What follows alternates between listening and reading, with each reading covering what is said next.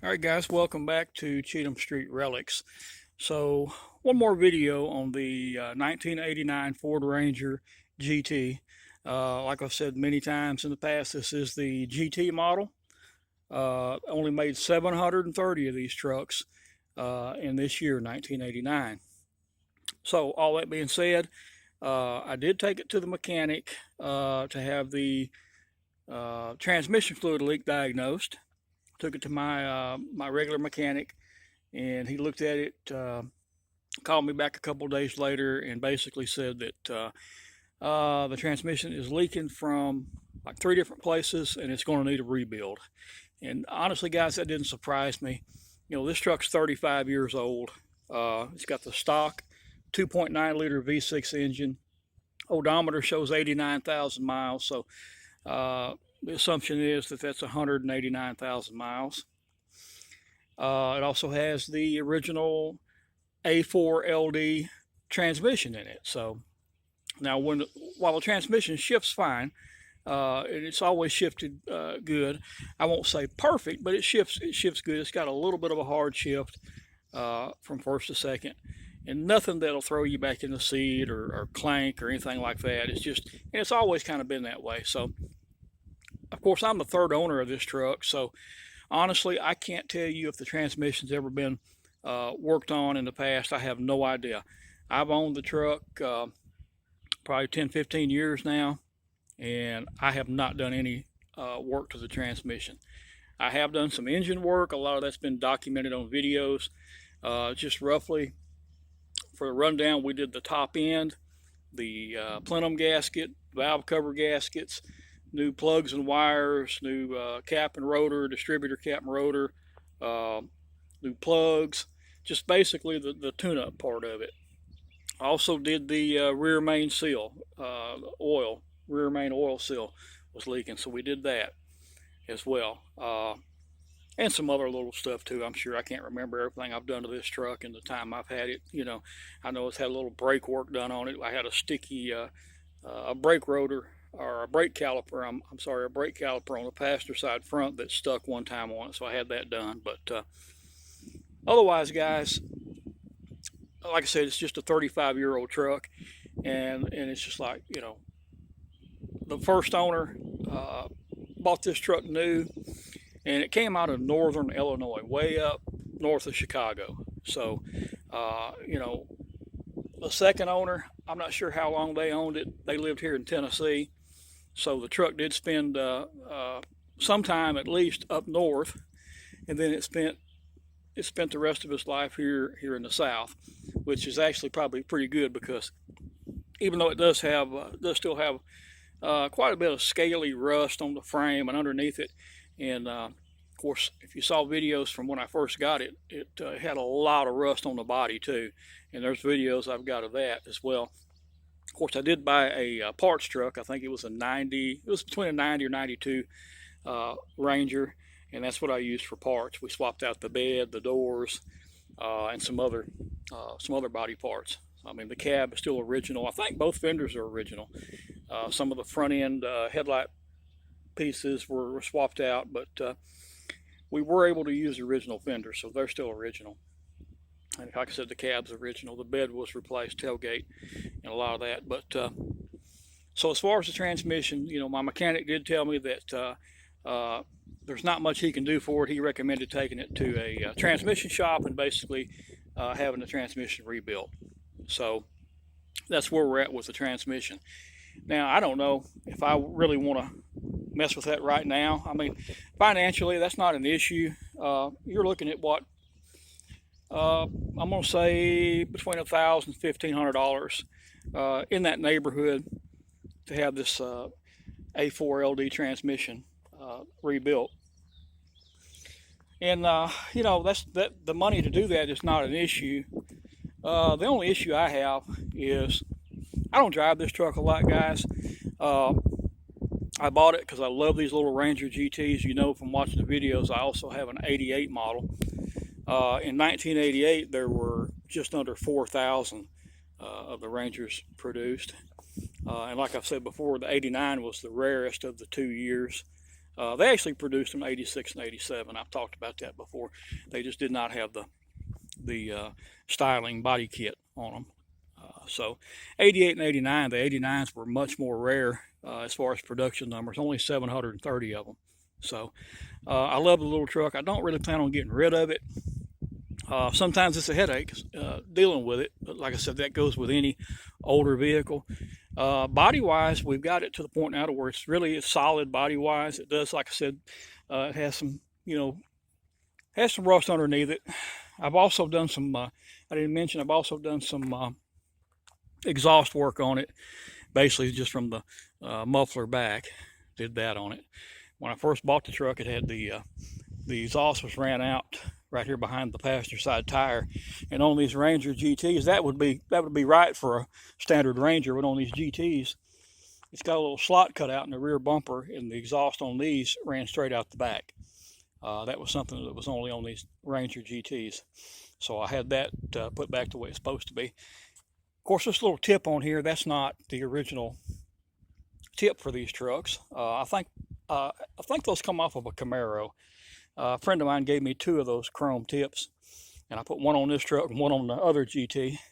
Now the muffler guy, he didn't get it the straightest in the world, but it looks better than having just a little round pipe coming out of there. So, but like I said, guys, the truck's got, so it's got the transmission issue. I've talked about before, it's got a lot of front end suspension issues. Really, the whole front end suspension needs to be replaced. It's pretty sketchy. I don't drive it just locally. I don't get it out on the highway. I don't drive it at highway speeds. I just really don't feel comfortable driving it, 45, 50 just around town. I'll get out and hit the back roads and cruise around. Like I said, guys, I keep it local. It's kind of like a Sunday driver, just a Sunday driver. I don't go on trips in it. I don't get it out and cruise it on the interstate or on the highways. Just a little local driver. But yeah, it's going to have the transmission situation addressed at some point. Again, I said it's got the 2.9 liter V6 engine, the original engine. I told you, and you've got videos to go back and look at of the work that I've done to the engine, or had done. I don't do any mechanic work. I've had it done. And it still has issues. I drove it this morning to Camden, Tennessee, just over to Walmart and straight back. Didn't even get out of the car, just cruise through the parking lot straight back just to get it out and drive it a little bit. I do that every so often. And round trip, it's about right at 20 miles, round trip, give or take. And by the time I got back home, the engine, the lifter it's got a lifter that is a little sticky, and it intermittently it'll start tapping.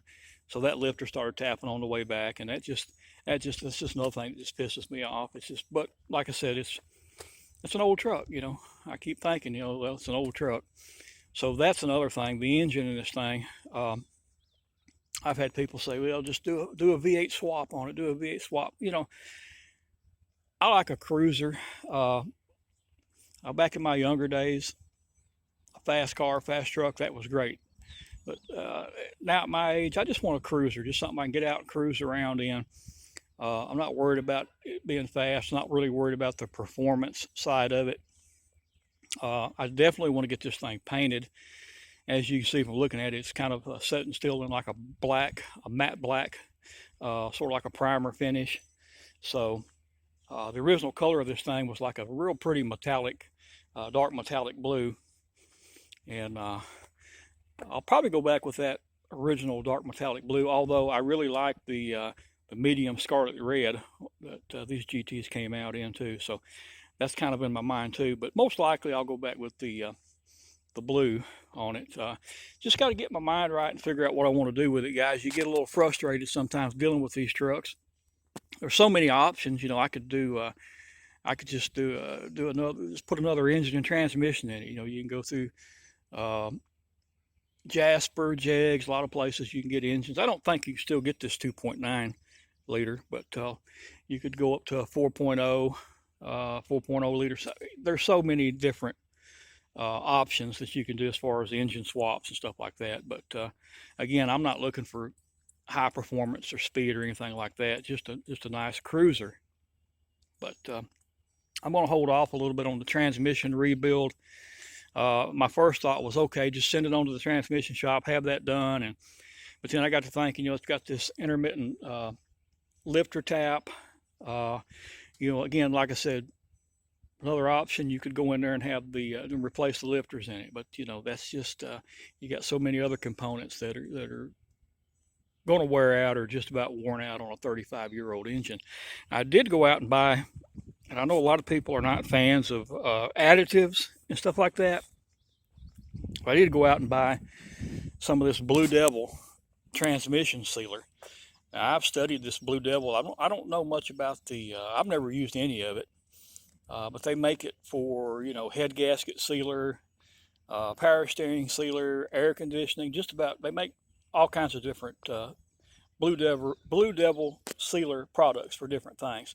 And I've heard a lot of people that's had relatively good luck with the head gasket sealer and stuff like that. So, at this point, guys, it's going to have to be rebuilt at some point. So I may go ahead and try a little bit of this Blue Devil transmission sealer and just see if it slows the leak up. It's not a terribly bad leak at this time. It's not just pouring out, but at the same time it is leaking, and it's going to have to be addressed at some point. So I may go ahead and just try this Blue Devil. I think you add 1 ounce.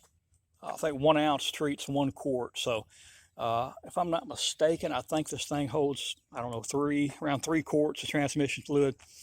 So that would be obviously 3 ounces. So I may add 3-4 ounces of that into the transmission and just see if it slows up the leak a little bit.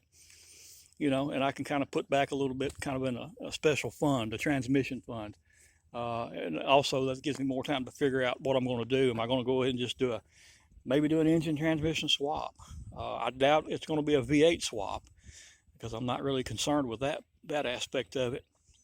But or I may just have the lifters done in it or something. Who knows, guys? A rebuild on this engine is going to run you probably $2,000 or maybe a little bit more. Could be a little less. I don't know. I don't do this type of work or haven't done that often, but I know it's not cheap.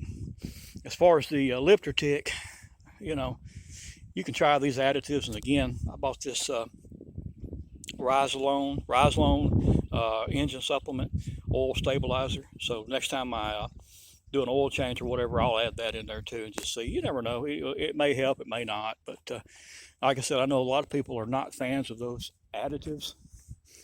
And, if it works a little bit and slows up the leak, like I said, guys, it's not a daily driver. So, I drive it 3 or 4 times a month maximum.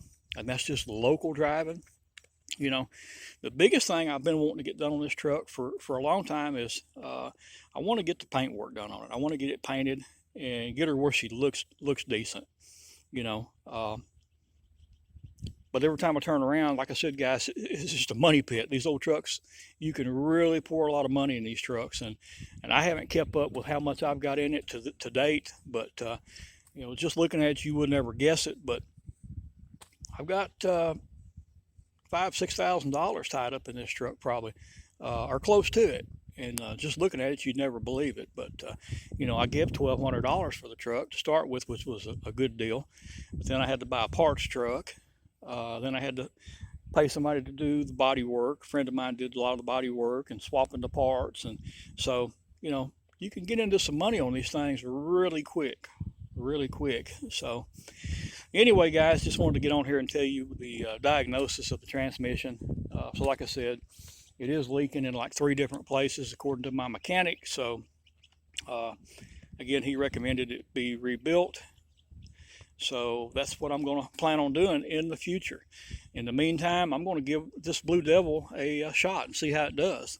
And if I notice a big difference or a big improvement, I'll jump back on sometime and let you guys know how that worked. If it doesn't work, I'll let you know. But they say basically, like I said, add 1 ounce per quart of transmission fluid, and I think it said drive it around for a couple days and just go from there and see if that slows up the leak or stops the leak. Who knows? It may stop it.